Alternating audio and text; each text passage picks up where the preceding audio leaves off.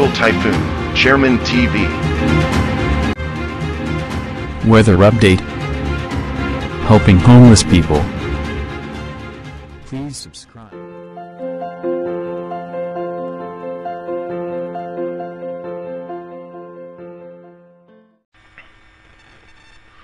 Magandang hapon po. Ito po ang latest update natin ang ngayong araw, March 28, 2024. Patuloy nga pong umiiral sa ating bansa ang easterlies o yung mainit na hangin na nanggagaling sa dagat Pasipiko. Patuloy nga po natin mararanasan ng alinsangan ng panahon kahit meron nga tayong mga biglaang pag-ulan na dahil nga dulot nga po ito ng ating mga localized thunderstorm.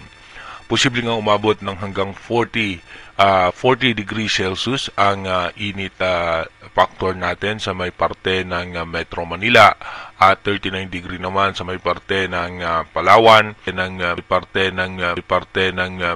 ng Mindanao ay posibleng umabot din po tayo dyan ng 39 degree Celsius. At ayon naman po sa advanced weather forecast at pag-aaral ng European Center, iba yung pag-iingat at paghahanda, dahil nga ngayon na po ay papasok na ang ating bagyo season o hurricane season, dahil nga meron na napipredict na posibleng malakas na bagyo na mabubuo ngayong taon. Pero sa ngayon, from March 28 hanggang sa unang linggo ng Abril ay wala po tayo nakikitang anumang posibleng bagyo pa na makakaapekto sa ating bansa. Dumako muna tayo dito nga po sa ating rain map animation kung saan may mga tsansa ng mga pagkulimlim at mahinang katamtamang pag-ulan lamang sa parte ng Palawan, Mindanao at maging dito nga po sa may Northern Luzon. Mamaya naman pong alas 6 ng gabi, may mga tsansa po ng mga pag-ulan.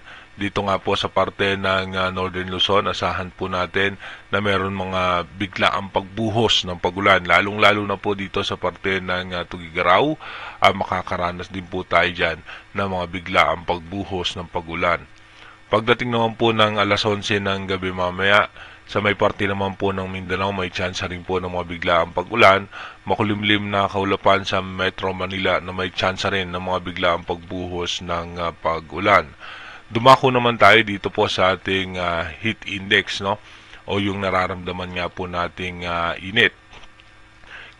Ngayon nga pong alas 2, ay kanina pong alas 2 ng hapon ay naitala ang 40 degrees Celsius dito nga po sa parte ng Metro Manila.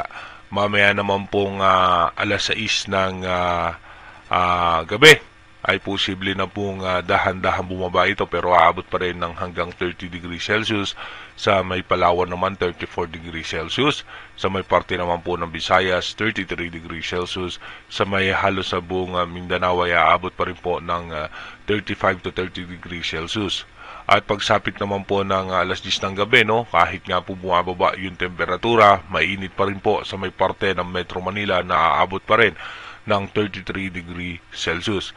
Sa may Palawan naman ay nasa 31 degrees Celsius. Sa may parte naman po ng Visayas ay nasa 32 degrees Celsius. At sa may Cagayan de Oro naman po ay nasa 29 degrees Celsius. Sa Davao City naman po ay nasa 30 degrees Celsius. At sa may Zamboanga City ay aabot naman ng 32 degrees Celsius. Dumako na nga po tayo sa ating advanced weather forecast.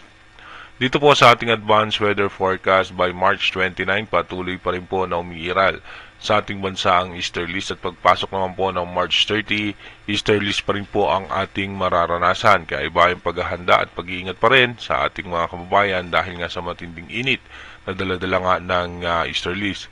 Pagdating naman po ng March 31, ganun pa rin po, easterlies pa rin. Pagpasok naman po ng April 1 hanggang April 2, easterlies pa rin po ang nakakaapekto sa ating bansa at pagpasok naman ng April 3 hanggang April 4, mapapansin nyo dito nga sa may parte ng shear line na nasa parte po yan ng Taiwan, magkakaroon nga po ng mga possible low pressure area dahil nga po yan sa pagbabangga nung northeast monsoon at nung easterlies na mainit na hangin na nanggagaling sa dagat Pasipiko. At ito naman po ay walang magiging direktang epekto sa ating bansa. Magkakaroon din po ng low pressure area outside PAR dito nga po sa may labas ng ating bansa sa may Mindanao. At pagdating naman ng April 5, ganun pa rin po, no, easterlies pa rin na makaka-apekto sa ating bansa. At pagdating naman po ng April 6, patuloy nga pong mararamdaman natin yung alinsangan ng panahon. Kaya iba yung pag-iingat sa ating mga kababayan, lalo po yung lumalabas dahil nga po sa tindi ng init ng panahon.